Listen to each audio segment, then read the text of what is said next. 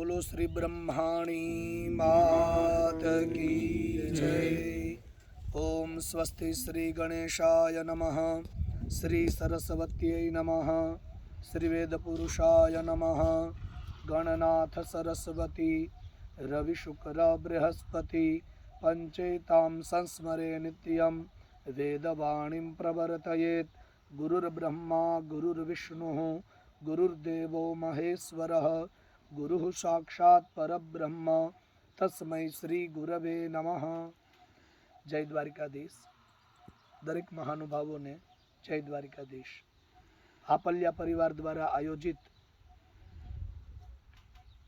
श्री कुळदेवी ब्रह्माणी माताजी प्राण प्रतिष्ठा महोत्सव विक्रम संवत 2079 ना वैशाख वद ત્રીજ સોમવાર તારીખ 8/5/2023 તેમજ ચોથ મંગળવાર તારીખ 9/5/2023 ના રોજ આપલ્યા પરિવાર દ્વારા કરુણા મૂર્તિ તેજો મૂર્તિ શ્રી બ્રહ્માણી માતાજી તેમજ સુરાપુરા દાદા અને મઢમાં બિરાજતા સમસ્ત દેવી દેવતાઓની પ્રાણ પ્રતિષ્ઠા મહોત્સવ તેમજ 25 કુંડીય સતચંડી મહાયજ્ઞનું આયોજન કરેલ છે, જેમની અંદર પૂજામાં બેસવાવાળા યજમાનો માટેની ખાસ યાદી કરવાની છે, જેમાં યજમાનોને શું સાથે લઈ આવવું અને યજમાનને કયા સમયે પૂજા માટે આવવું, જેમાં યજ્ઞમાં બેસવાવાળા યજમાનને 8 તારીખે સવારે 7 વાગે પૂજા સ્થળ ઉપર પહોંચવાનું છે, જેમાં સાથે લઈ આવવાનું છે ગણપતિ દાદાની મૂર્તિ।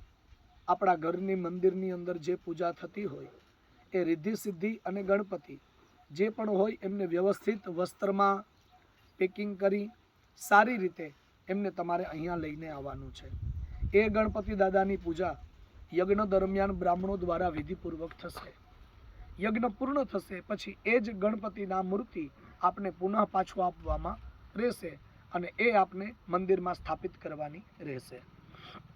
સેકન્ડ, બીજું કુળદેવી માતાજીની મૂર્તિ અથવા ફોટો આપના મંદિરમાં જે પણ પૂજાતો હોય તે જ સાથે લઈને આવવાનું છે। એ 2 દિવસ યજ્ઞ થશે। એ યજ્ઞની ઉર્જાઓ અને માતાજીની કૃપા એ ફોટા મૂર્તિની અંદર ઉતરશે। એમની વિધિપૂર્વક બ્રાહ્મણો પૂજા કરાવશે। એ પૂજા થશે પછી એ જ ફોટાનું સ્થાપન આપને મંદિરમાં કરવાનું રહેશે। ઘણી વખત કિશોરભાઈ એવા પ્રશ્ન થાય કે દાદા અમારા ઘરના મંદિરમાંથી જો અમે ફોટો લઈને આવીએ તો માતાજી ત્યાંથી અહીંયા આવશે? હા, આ 2 દિવસ દરમિયાન માતાજી તમારા ઘરના મંદિરમાંથી અહીંયા હાજરી આપશે। એટલા માટે એ ફોટો સાથે લઈને આવવાનો, પાછો ઘરે લઈ જશો એટલે આપની સાથે મંદિરમાંથી જ એ માતાજી બિરાજમાન ત્યાં થઈ જશે। બીજી વાત કે એમાં કોઈને અહીંયાથી નવો ફોટો બનાવીને કે પ્રસાદીના રૂપમાં આપવામાં આવશે નહીં, કારણ કે આપણા મંદિરમાં વર્ષોથી જે પૂજાતા હોય માતાજી એમનો જ ફોટો એમનું જ સ્વરૂપ આપના હૃદયમાં હોય। યજ્ઞ દરમિયાન એ આપણા હૃદયમાં રહેશે, એમની ખાસ આપને નોંધ લેવાની છે। ત્રીજી વસ્તુ, યજ્ઞમાં બેસવાવાળા ભાઈઓને 4 આસન સાથે લઈને આવવાનું છે। 2 આસન પૂજામાં બેસશે 2 યજમાન માટે છે અને 2 આસન એક બ્રહ્માજી માટે છે અને એક બ્રાહ્મણ માટે છે, એટલે 4 આસન। એમની સાથે ચાદર અથવા ગાલીચા 2 નંગ લઈને આવવાનું છે। એ જે લઈને આવવાનું છે એ એક ચાદર ગાલીચો તમારા માટે પોથરવાનો છે અને બીજો જે ચાદર ગાલીચો છે એ બ્રાહ્મણ માટે અને એક્સ્ટ્રા સાઈડમાં જગ્યા હોય તો પાછળ કોઈને બેસવા માટે વ્યવસ્થા રહે એટલા માટે 3 પાસ આપવાની છે એન્ટ્રી માટે યજમાનોને, બરોબર છે? એના માટે એક સેવક સાથે કોઈ રાખ્યો, બરોબર છે, 3 પાસ, બરોબર છે સાહેબ। એમના સિવાય કોઈને પણ મંડપની અંદર એન્ટ્રી આપવામાં આવશે નહીં, હેને? અને એમનો સહકાર તમારે બધાને આપવાનો રહેશે। સાથે છે છેડાછેડીનું વસ્ત્ર। યજ્ઞમાં બેસવાવાળા ભાઈને એક વસ્ત્ર આવું ઉપવસ્ત્ર રૂપે, પછી એમાં કોઈ મંત્ર શ્લોક લખેલો હોય તો બી ચાલે, અને બેન માટે એક ચૂંદડી એ સાથે લઈને આવવાનું રહેશે। છેડાછેડીનું વસ્ત્ર ખાસ કરીને લેડીઝોને વધારે ખબર હોય। પછી નેપકિન નવા 3 એમાં લખેલા છે। એક નેપકિન પતિ પત્ની માટે છે, એક નેપકિન દેવતાઓને સ્નાન કરીને લૂછવા માટે છે અને એક નેપકિન ત્યાં બ્રહ્માજીના સ્થાપનમાં મૂકવા માટે છે, જે યજમાનને પોતાને લઈને આવવાનું છે. પછી નાગરવેલના પાન 10 જે લખેલા છે એ પૂજાની અંદર આવી અને સીધું બ્રાહ્મણના હાથમાં આપી દેવાના છે. શ્રીફળ 2 અને સાકર 550 ગ્રામ. શ્રીફળ જે 2 છે એ શ્રીફળ, એક શ્રીફળ છે એ કળશ પૂજન માટે છે અને એક શ્રીફળ જે છે એ ગણપતિ બાપાને વિશેષ અર્ઘ્યમાં અર્પણ કરવાનું છે. જે કળશ પૂજાનું શ્રીફળ છે એ જલમાં પ્રવાહિત કરવાનું થશે, એટલે વરુણ ભગવાનનું શ્રીફળ વરુણ ભગવાનને આપી દેવાનું, અને બીજું શ્રીફળ જે છે એ યજ્ઞ પૂરો થશે પછી આપને પ્રસાદીના રૂપમાં આપવામાં આવશે. અને આપણે એ શ્રીફળ અમે અહીંથી આપી તો ચાલે કે પછી એને જ લઈ આવવાનું રહેશે? એમને સાથે લઈ આવવાનું રહેશે, કારણ કે એક ભક્તિનો દીવડો, આપણે ભક્તિ જ્યારે સાથે લઈને જતા હોય કોઈ પણ ભગવાનની સાથે, તો એમ કીધું કે રિક્ત પાણીને ગંતવ્યમ, દેવના મંદિરમાં ખાલી હાથે ન જવાય. એટલે શ્રીફળની જોડ લઈ અને આપણે સાથે લઈને આવીએ, જેનાથી આપણી ભક્તિ ભગવાન વધારે સ્વીકારે. શ્રીફળ આપી શકે એમ છે વ્યવસ્થાના રૂપમાં. અહીંયા હાપલિયા પરિવાર, અહીંયા જે સ્વયંસેવકો બધા બેઠા એ બધું કરી શકે એમ છે, પરંતુ આ આપવું, એમને સાથે લઈને આવવું, આ શિષ્ટાચાર છે એને, એટલે શિષ્ટાચારના રૂપમાં એને લઈને આવવાનું રહેશે. સાકર જે 550 ગ્રામ લખેલી છે એ ત્યાં ગણપતિ બાપાને અને બ્રહ્માજીને ધરાવવા માટે છે, અને માતાજી બ્રહ્માણીને ત્યાં સ્થાપન કરશું એમને ધરાવવા માટે. ઘણી વખત એવું હોય કે આપણે દેવના મંદિરે જઈએ તો નિવેદ લઈને જઈએ, પણ આટલા દૂરથી આવીએ છીએ, નિવેદમાં કોઈ અપવિત્રતા લાગી જાય, કોઈ બીજા પ્રશ્ન થાય, પણ સાકરથી પવિત્ર કોઈ વસ્તુ નથી, એટલે સાકરનું નૈવેદ્ય આપણે દેવતાઓને અર્પણ કરીશું.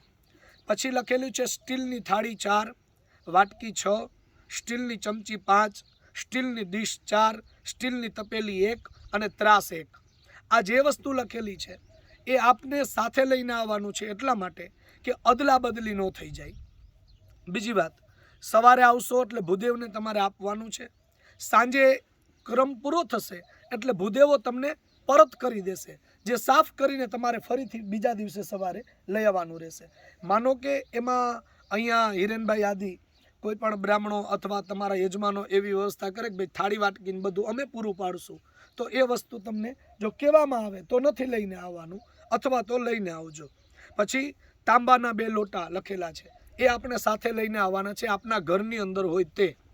એ એટલા માટે કે તમારા લોટાની પૂજા થાય, એમાં વરુણ ભગવાનની પૂજા થાય, એ લોટો તમારા ઘરમાં હોય, અને બીજો લોટો છે એ ત્યાં સ્થાપનમાં રાખવા માટે જોશે, જે સાથે લઈને આવવાનું છે. આ વાસણનો જે ચેપ્ટર છે એ કિશોરભાઈ અને હિરેનભાઈ વ્યવસ્થાપક એમની સાથે વાતચીત કરી અને પછી તમને પાછળથી જણાવવામાં આવશે. અગરબત્તીનું પેકેટ એ કુળદેવી માટે છે, એ તમારે લઈને આવવું છે. એમાં ખાસ કરીને ધૂપબત્તી આવે એ જો મળે તો વિશેષ, એ સાથે લઈને આવજો, જેમનું પુણ્ય વધારે છે. પછી કોઈ પણ 4 ફળ લઈને આવવાનું છે, કોઈ પણ 4 ફળ લઈને આવવાનું છે. આ બધી વસ્તુ તમારે 8 તારીખે સવારે 7 વાગે લઈને આવવાનું છે. એને 4 ફળ તમે લઈને આવશો, એ 4 ફળ દેવતાઓને ધરાવવામાં આવશે, અને પછી એ જ પૂજા પૂર્ણ થશે પછી તમારે જ એ સાંજે પ્રસાદના રૂપમાં લઈ લેવાનું છે. આમના સિવાય કોઈ પણ ઓબ્જેક્શન, કોઈ પણ પ્રશ્ન હોય કિશોરભાઈ તો તમે રજૂઆત કરી શકો છો. હવે બીજું, આપણે મંદિર તરફથી શું શું આ લોકોને આપશું એનું એક જરા યાદ આપી દો કે આ હવનમાં સામગ્રીમાં અહીંથી આટલી વસ્તુ મંદિર તરફથી આપણે આપવામાં આવશે, અને સમય કે આપણે ક્રમ શું રહેશે, સવારે આટલા વાગ્યાથી આટલા વાગ્યા સુધી આ વિધિ રહેશે, પ્લસ એને કપડાં કેટલી વાર ચેન્જ કરવાના રહેશે, એક જોડી કંઈક તમે એવું કહેતા હતા દાનમાં આપવાના હોય છે કપડાં, ઘણા પ્રશ્નો આવે છે, અને દરેક યજમાન પાસે એક પાણીનું કેન આપણે મૂકવાની કઈ વ્યવસ્થા છે, અને પાણી અહીંથી ડંકીનું આપણે જોઈએ ને ચોખ્ખું પાણી વ્યવસ્થા.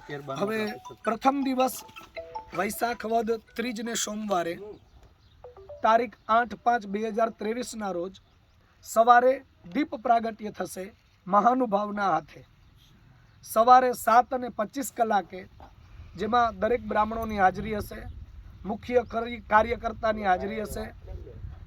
ફોર એક્ઝામ્પલ લઈએ તો બાબુભાઈએ આ કાર્યની અંદર ખૂબ મહેનત કરી છે, તો દીપ પ્રાગટ્યમાં આપણા પરિવારમાંથી એક બાબુભાઈ, પછી એક આચાર્ય બ્રાહ્મણ અને એક મહાનુભાવ, એ આવી અને દીપ પ્રજ્વલિત કરશે. સવારે 7:25 દીપ પ્રજ્વલિત થઈ જશે એટલે બધા યજમાનો પોતાના આસન ઉપર બેસી જશે અને હેમાદ્રી શ્રવણની વિધિ આવશે. હવે ખાસ કરીને એવું કિશોરભાઈ પૂછવામાં આવતું હોય કે દાદા હેમાદ્રીમાં પહેરેલા કપડાં એનું શું કરવાનું હોય? પણ હેમાદ્રી પ્રાયશ્ચિત એ યજ્ઞનો એક ભાગ છે એને જે શ્રવણ કરવાથી આપણા કર્મની મુક્તિ મળે એને, પરંતુ એ કપડાની અંદર એની કોઈ વસ્તુ ઇફેક્ટ થતી નથી. તો યજ્ઞ પૂરો થશે ત્યારે મતલબ યજ્ઞમાં જે પૂજામાં બેસશે યજમાન, એ સવારેથી જ યજ્ઞના જ કપડાં પહેરીને આવશે, નહીં કે એને ચેન્જ કરવા માટે સાથે લઈને આવે. જે યજ્ઞમાં પહેરવાના હોય એ જ કપડાં, જેમાં ભાઈઓને ખાસ કરીને ધોતી જ પહેરવાની છે. ઉપર કુર્તો આપની ઈચ્છા હોય તે ધારણ કરી શકો છો, પણ કુર્તી, ધોતી અને ઉપવસ્ત્ર આ બધું આપણે યજ્ઞ મંડપમાં યજમાનને મંદિર તરફથી આપવાનું છે, એમને સાથે લઈને નથી આવવાનું. કુર્તો અને ધોતી અને ઉપવસ્ત્ર આ 3 વસ્તુ આપણે વ્યવસ્થા મંદિરના રૂપમાંથી આપશું, જેનાથી કરી આખા યજ્ઞ મંડપમાં જે પણ ધોતીનું શું કુર્તાના બધા માપ અલગ અલગ પડતા હશે ને, તો પછી તો એમની સાથે લેતા આવે એ તમારી વ્યવસ્થા. કારણ કે દરેક વ્યક્તિ આપણે આલો કેટલા 70 જણા હોય તો દરેકના માપ ને ટાઈમિંગ ને અલગ હોય. તો ધોતી બધાને આપીએ આપણે, ધોતી બરોબર છે. ધોતીનું ઉપવસ્ત્ર અહીંયાથી મળશે. કુર્તાની વ્યવસ્થા આપ આપની રીતે કરતા આવજો, પણ એમનો જે કલર છે એ નક્કી હોવો જોઈએ. ઉપર પુશ કરતો. હવે ધોતી છે ને મંદિર તરફથી આપવામાં આવશે ને ઉપવસ્ત્ર એક પટ્ટો તરફ આપશે આપણે, પણ જભો જે છે એ દરેક યજમાને પોતાની રીતે વ્હાઇટ કલરનો લઈને આવવાનો રહેશે. વાત બીજી. હા, પછી ત્યારબાદ સવારે હેમાદ્રી શ્રવણની વિધિ પૂર્ણ થશે એટલે કપડાં નથી બદલવાના, જનોઈ બદલવાની છે. આ બધા ખાસ કરીને નોંધ લેજો. જનોઈ બ્રાહ્મણ બદલાવશે એટલે એ જનોઈ ચેન્જ થશે, એનો મતલબ કપડાં ચેન્જ થઈ ગયા, બરોબર છે. એટલે જનોઈ બદલી જશે અને પછી યજમાનો જે બેઠા હશે એ પોતાના હાથ પગ ધોઈ 10 કોગળા કરશે અને એના ઉપર બ્રાહ્મણો 7 કૂવાનું જલ, સમુદ્રનું જલ અને ગંગા યમુના જલનો અભિષેક કરશે, એટલે એમને સ્નાન જેટલું પુણ્ય પ્રાપ્ત થઈ જશે. પણ વચ્ચે ચેન્જ કરવા જવાના નથી, એટલે બહેનોએ ખાસ કરીને જે કપડાં પહેરવાના હોય પહેરીને જ આવે પૂજામાં, અને પુરુષો પણ પોતાના કપડાં ધારણ કરીને આવે. જે ધોતી પહેરવાની છે એ બ્રાહ્મણો પહેરાવશે આપને, અહીંયાથી આપશે અને બ્રાહ્મણો પહેરાવશે. પછી ક્રમ આપણા યજ્ઞનો ગણપતિ પૂજનનો છે. તમે એક ઉપવસ્ત્ર જે કીધું જી કે આપણે આપશું શું ઉપવસ્ત્ર? એ ઉપવસ્ત્ર આવે તૈયાર, એમાં લખેલું જ હોય, ભગવાનનું નામ લખેલું હોય, શ્લોક લખેલો હોય, એ એમને ખભા ઉપર. આપણે થોડી વાર પહેલા એવી વાત થઈ હતી કે લઈ આવવાનું રહેશે, પણ હવે છે ને આપણી પાસે વ્યવસ્થા એક મુખ્ય યજમાન છે ને એ જ લઈને આવશે, જેનાથી કરી બધાને પ્રસાદીના રૂપમાં પ્રાપ્ત થાય એમ. એટલે હવે આપણે મંદિર તરફથી આપશું અને જભો પોતાની રીતે લઈને આવવાનો, માપ સાઈઝ પ્રમાણે. અને જે ધોતી હોય ને સાહેબ એ 4.5 થી 5 મીટરની આવે, એ દરેક વ્યક્તિને થઈ જાય અને એક જ સરખી આપણે બધાને આપશું અહીંથી. જી.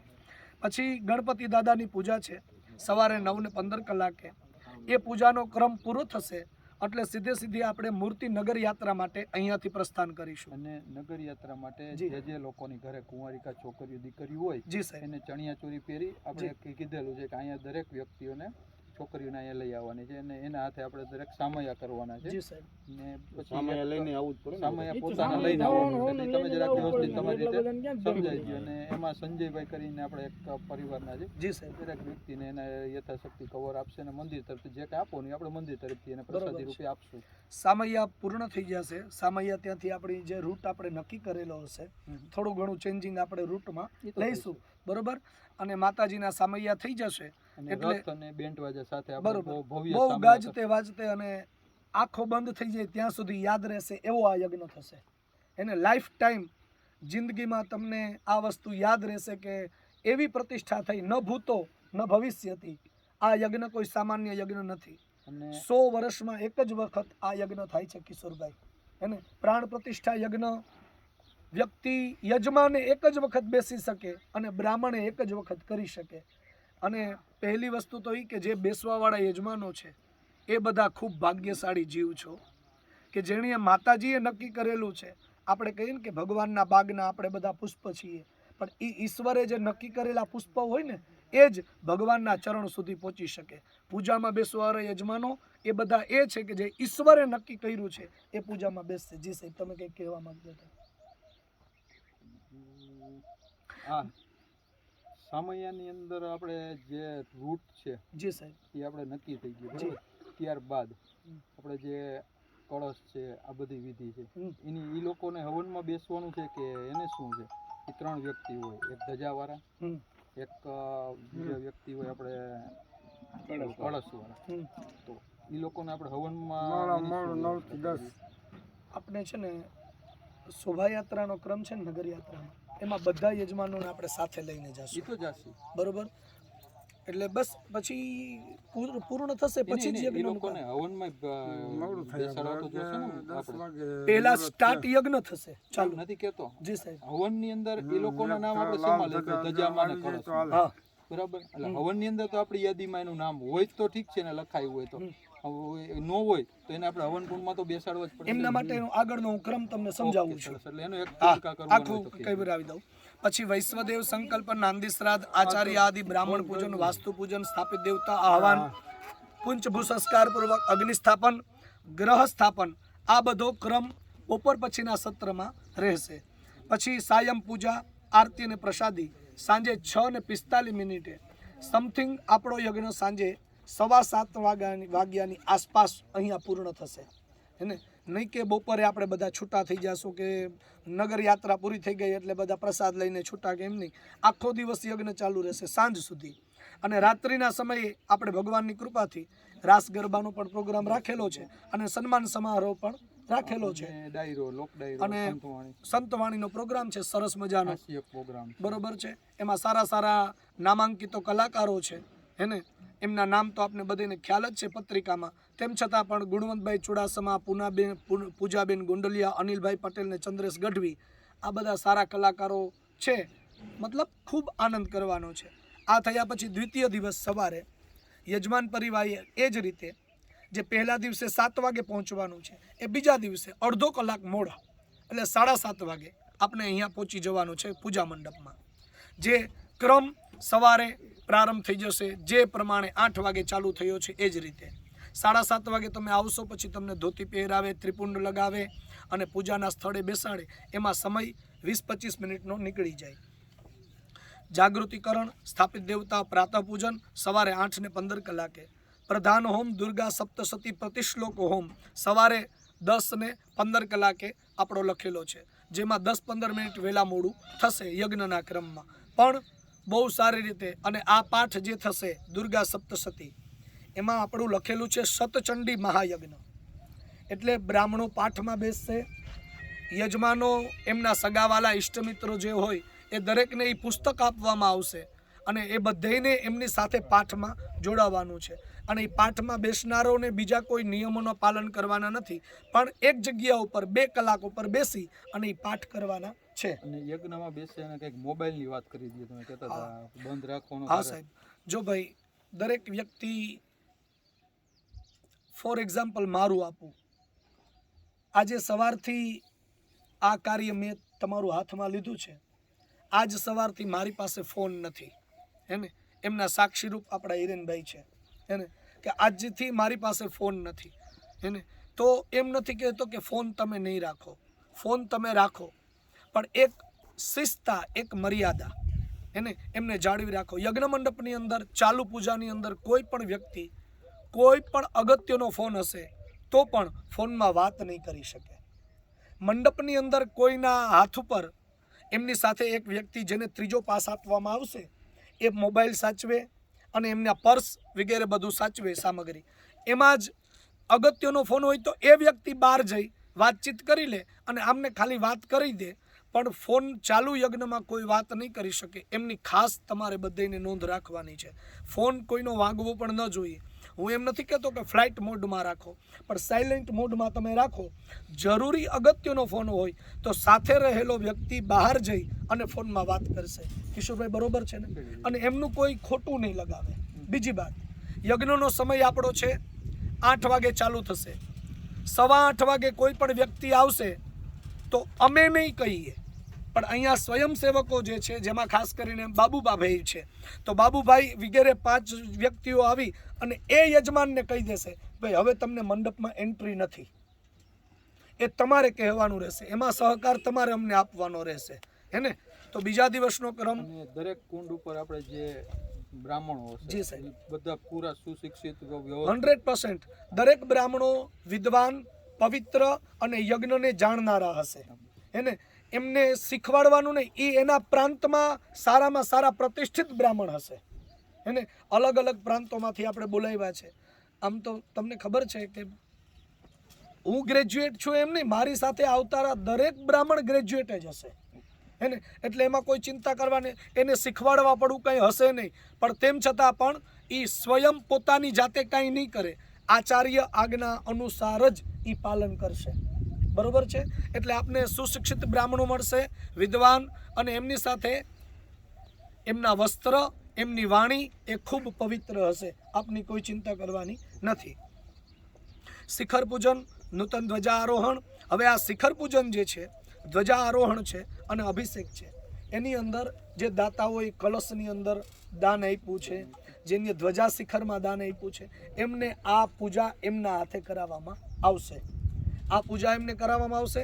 અને પ્રધાન જે હોમ છે માતાજીનું, એમના હોમાત્મક માટે એમને બેસાડવામાં પણ આવશે અને એમના હાથે આહુતિ પણ આપવામાં આવશે. સ્થાપિત દેવતા પ્રતિષ્ઠા હોમ બીજા દિવસનો જે ક્રમ છે, એમાં આપણો સમય થોડો આપણી પાસે ઓછો હશે, કામ મોટું હશે, એટલે વચ્ચેનો જે બ્રેક છે 1 થી 3નો, એ બીજા દિવસે 1 થી 3નો બ્રેક નહીં રહે. 1:15 વાગે ઊભા થશું અને 2:30 વાગે પૂરો કરી દેશું અને પાછું 2:35 ચાલુ કરી દેશું. એને જ્યોતિની પહેરવાનું એ યજમાન માટે જ છે. હા, એમના માટે વ્યવસ્થા અમે આપશું.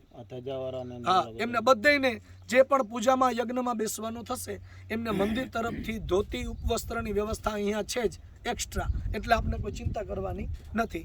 આપણે અહીંયા સમથિંગ 70 યજમાનની આસપાસ લઈને આપણે ચાલીએ છીએ. આપણે ધોતીનો ઓર્ડર મંદિર તરફથી 90 ધોતીનો ઓર્ડર આપ્યો છે. 90 ધોતીને 90 ઉપવસ્ત્ર આવશે.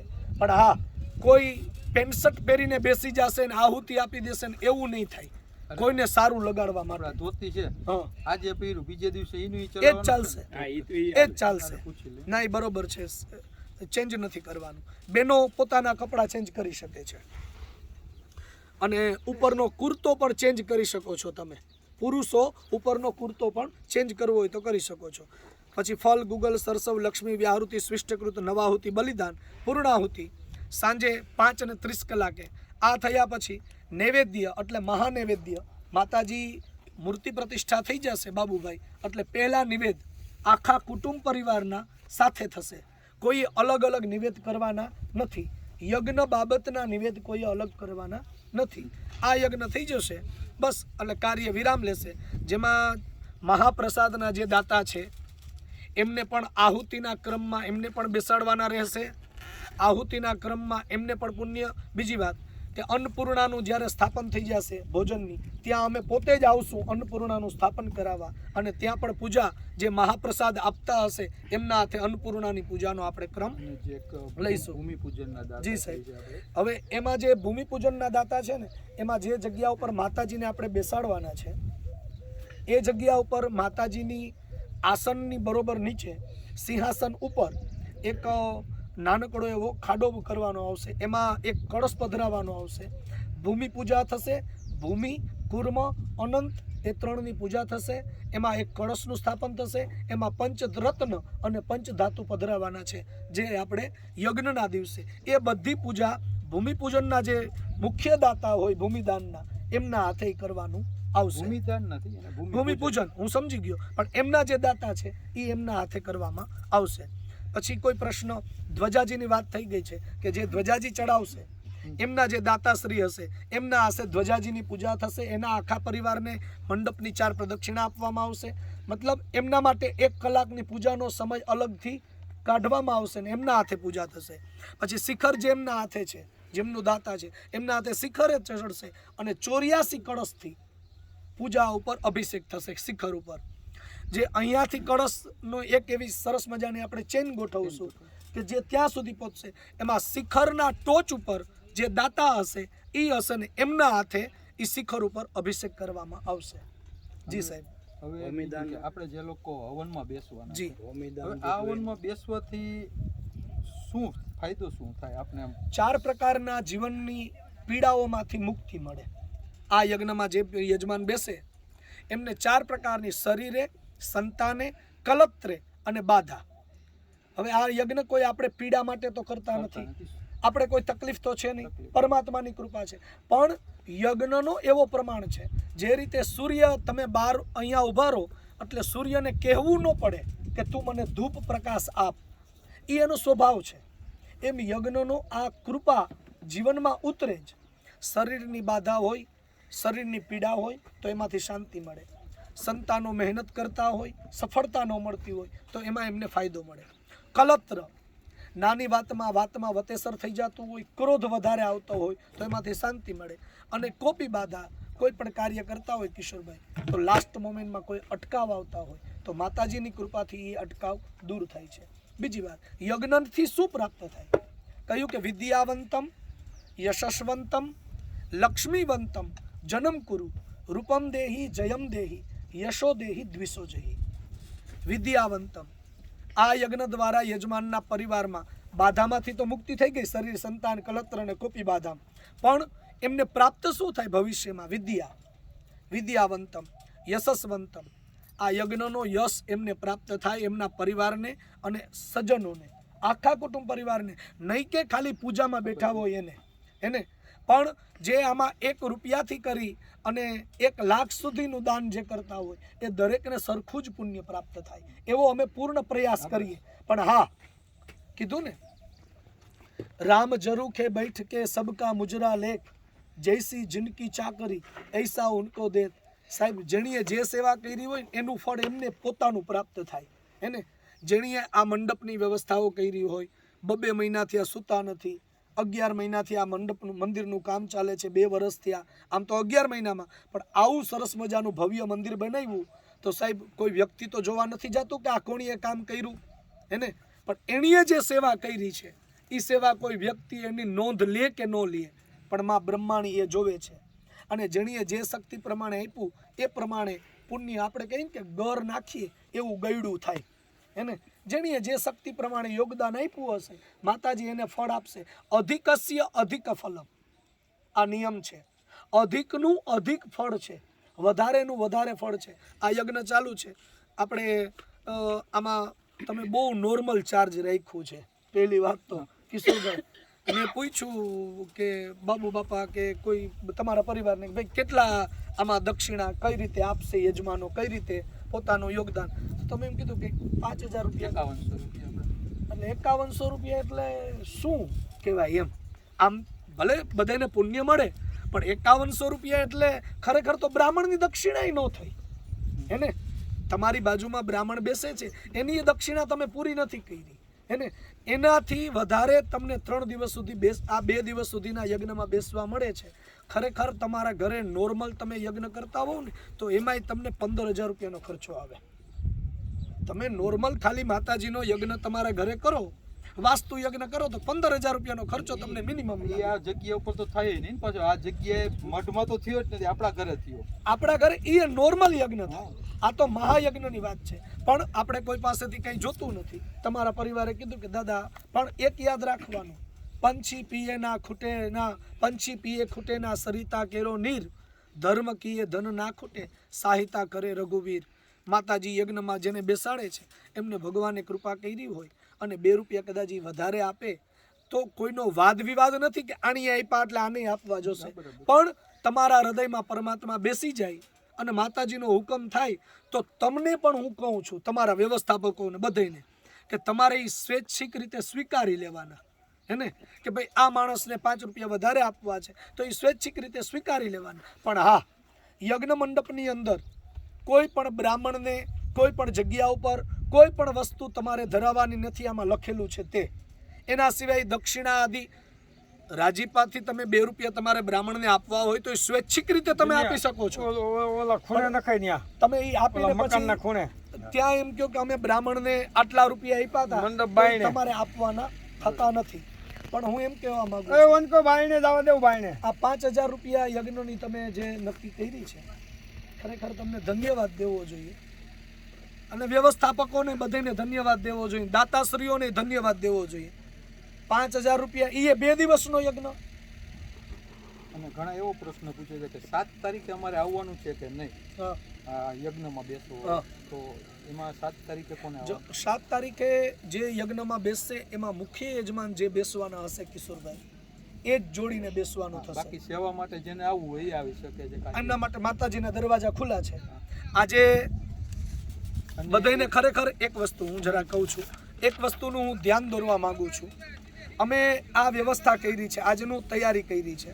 શ્રી ગણેશાય નમઃ યજ્ઞશાળા પૂજા મંડપ સ્તંભ મુહૂર્ત આપણું આ ચાલુ થશે આખો ક્રમ. એની પહેલાં આપણે સ્તંભ પહેલાં મૂકવાનો આવશે, જેમાં લખેલું છે વિક્રમ સંવંત 2079ના વૈશાખ સુદ 11ને સોમવારે તારીખ 1/5/2023ના રોજ સવારે 10:15 કલાકે મુહૂર્ત ઉત્તમ છે. એટલે આવતીકાલે આપણે સ્તંભ રોપવાનો છે, જેમાં સિંહ રાશિની દીકરી મોટા અક્ષર ઉપર જેનું નામ હશે એ દીકરીના હાથે ઝવેરાનું મુહૂર્ત છે, અને બાબુભાઈ રામજીભાઈ હાપલિયા એમના હાથે સ્તંભનું મુહૂર્ત છે. જે પહેલો સ્તંભ માતાજીનો રોપવામાં આવશે અહીંયા, જેને આપણે ધર્મનો સ્તંભ કહીએ, એ ધર્મનો સ્તંભ આપણે ઊભો કરશું. આ યજ્ઞ મંડપ આ રીતે તૈયાર થશે કિશોરભાઈ. આ યજ્ઞનો મંડપ છે, જેમાં અહીંયા સ્થાપનો આવશે, અહીંયા પ્રધાન પીઠ આવશે, અહીંયા પ્રધાન કુંડ આવશે, આ બાજુ 9 કુંડ, આ બાજુ 9 કુંડ, વચ્ચે અહીંયા આવશે 6 કુંડ. આ 4 દિશાઓમાં 4 દ્વાર મૂકવામાં આવશે, પૂર્વ પશ્ચિમ ઉત્તર દક્ષિણ. એમાં વચમાં ઈશાન ખૂણો જે છે અહીંયા આપણે સ્તંભ ઊભો કરવાનો છે, જેમાં 11.25 મીટરની માતાજીની આપણે ધજા ઊભી રાખશું. અને આ ધજા ઊભી રાખ્યા પછી એવો નિયમ છે કે ભજન, ભોજન, આશરો અને આશ્વાસન આ 4 વસ્તુ ચાલુ રહેવી જોઈએ. એટલે આવતીકાલથી જ ભજનની વ્યવસ્થા, એટલે 4 ભજન ગાવા, 4 કીર્તન કરવા, એ બધું બાબુ બાપાને તૈયારીમાં છે. પછી ભોજનની વ્યવસ્થા આજથી કરી અને અહીંયા જે થાય, બાકી જે પણ વ્યવસ્થા આવશે એ બધું બાબુભાઈના ઘરે હરિહર છે. પછી આશરો એટલે ઉતારાની વ્યવસ્થા બીજા જ્યાં આપણે નક્કી કર્યું હોય ત્યાં, બાકી બધું બાબુભાઈના ઘરે છે. બરોબર છે ને? એટલે બાબુભાઈ એટલે હાપલિયા પરિવાર એમ, એને બાબુભાઈ એટલે આખો પરિવારના એક નિમિત્ત માત્ર છે. બરોબર છે? અને આશ્વાસન, વાણી, વસ્ત્ર અને વર્તન, આ 3 વસ્તુમાં ખાસ ધ્યાન આપવાનું બધાને. વાણી એકદમ વ્યવસ્થિત મર્યાદાપૂર્વક બધાને પાલન કરવાનું. અહીંયા કોઈ કમાવા આવ્યા નથી, એક વાત. બીજી વાત, અહીંયા કોઈના કામવાળા નથી. તમે પોતે સ્વયંસેવક છો. આ બધા સેવા કરે છે, તો તમારે બધાને યાદ રાખવાનું કે આપણે આમાં સેવામાં સહભાગી બનવાનું છે. એટલે હું એમ કહેવા માંગુ છું કે આવતીકાલથી કરી અને 7 તારીખ સુધી તમારી પાસે જ્યારે સમય મળે ત્યારે તમે અહીંયા આવી જાઓ. 9 તારીખ સુધી અહીંયા હરિહર અને અહીંયા વ્યવસ્થા છે. હવે તમારે આટલું જોવાનું છે કે આપણી પાસે કેટલો સમય છે. બધા 7 તારીખે પહોંચે તો પહોંચી જ જાજો. અને ખાસ તો જેટલા લોકો હવનમાં બેઠા છે એને આ સંપૂર્ણ વિડીયો જોઈને માહિતી તો મળી ગઈ હશે, પણ આપણે એ લોકોને એ કહેવાનું છે કે જૂના વાદ વિવાદને વિખવાદ ભૂલી માતાજીનું કાર્ય છે, અને માતાજીના આમંત્રણને માન આપી દરેક પરિવારના સભ્યોને અહીંયા આવવા માટે આપણે સમસ્ત હાપલિયા પરિવાર તરફથી આમંત્રણ પાઠવીએ છીએ. અને તમને ખાસ કહેવાનું કે આપણે જે હવન કરીએ છીએ એ જે યજમાન છે, જે સેવા કરે છે, હવે એક બીજું કે ખાસ અમુક અમારા પરિવારમાં નાના વ્યક્તિઓ છે, એની એક સુખ શાંતિ ને સમૃદ્ધિ માટે તમે એક કંઈક આની અંદર હવન અમને કરી દેજો. ભલે દરેક સભ્યો આવી જાવ જોઈએ, એક જેને ફાળો આપ્યો છે, નથી આપ્યો, કાંઈ પણ હોય એની શાંતિ કરવા માટે એક હવન આપણે એમના માટે આપણે સંપૂર્ણ પરિવારનો એક સભ્યો. એક દુર્ગા સપ્તશતીનો શ્લોક છે, ઓમ સર્વા બાધા વિનિર્મુક્તો ધન ધાન્ય સુતાન્વિતઃ મનુષ્યો મત પ્રસાદેન ભવિષ્યતિ ન સંશય. આ શ્લોકની આપણે સંપૂર્ણ 1100 આહુતિઓ અપાવીશું. 1100 આહુતિ આપશું કે સર્વા બાધા વિનિર્મુક્તો, જીવનની બધાય બાધામાંથી દરેકને મુક્તિ મળે. પરિવારનો એક સભ્ય દરેકને ધન ધાન્ય સુતાન્વિતઃ, જેને ધન જોતું હોય એને ધન મળશે, જેને અન્ન જોતું હોય એને અન્ન મળશે, જેને સંતાન જોતા હોય એને સંતાન મળે. જેને મનુષ્યો મત પ્રસાદે, જે વ્યક્તિને ભય લાગે છે, દુઃખ લાગે છે, પોતાની પ્રગતિ નથી થઈ શકતી, એના દ્વારા મનુષ્ય એના માટે ભગવાનનું રૂપ બનશે અને ભવિષ્યમાં એના જીવનના દરેક કામ સફળ થશે અને થશે જ. આ પૂર્ણ હું વિશ્વાસ અપાવું છું.